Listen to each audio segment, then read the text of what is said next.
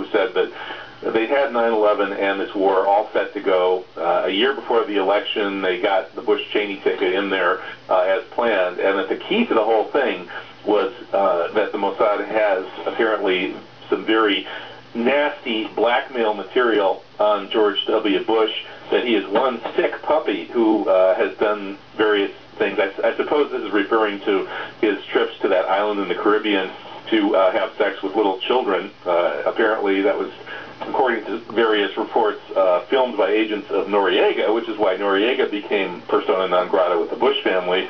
In any case, the Mossad had blackmail stuff on Bush, and this whole scenario essentially came out of that. Do you think that's a plausible interpretation of why the top of the Bush administration was so dead set on these completely insane policies that served only one interest, and that was the interest of the hardline Likudnik Zionists?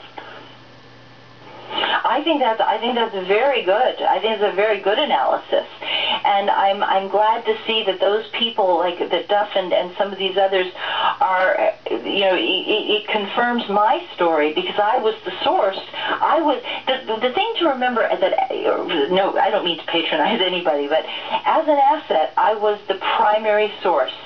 And there were very few, by primary source, I mean I was in the room, I was a direct participant in the events. And because of the state's hostility toward long-time pariah status with Iraq and all this stuff, there were very few other people except me. There was almost nobody who was engaging with the Iraqis. George Tenet said he could count on one hand the number of agents inside Iraq.